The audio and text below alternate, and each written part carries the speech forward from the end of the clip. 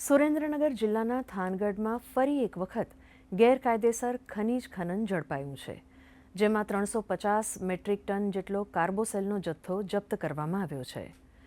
જામવાડી વિસ્તારમાં વિઠ્ઠલભાઈ જગાભાઈ અલગોતરના સર્વે lease number ઉપર જે મજૂરોને આ સ્થળ છોડી દેવા માટે આદેશ આપવામાં આવ્યો હતો, તે મજૂરો ત્યાં ગેરકાયદે પ્રવૃત્તિ સાથે સંકળાયેલા હતા.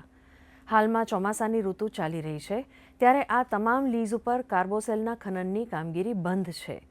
તેમ છતાં તે લીઝ ઉપર કાર્બોસેલનો જથ્થો ક્યાંથી આવ્યો તે અંગે પ્રાંત અધિકારીની ટીમ દ્વારા તપાસ હાથ ધરવામાં આવી છે.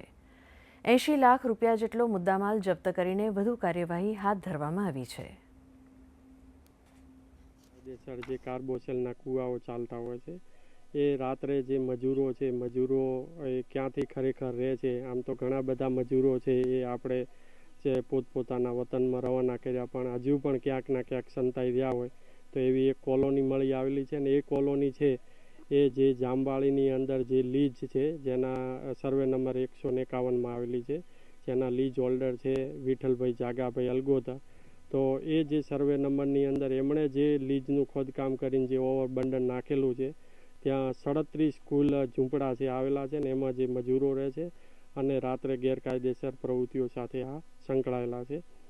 આ મજૂરોનું કોઈ રજિસ્ટર કે એવું કાંઈ નિભાવેલું નથી, અને આ મજૂરો અત્યારે હાલ છે એ આજુબાજુ સંતાઈ ગયેલા છે.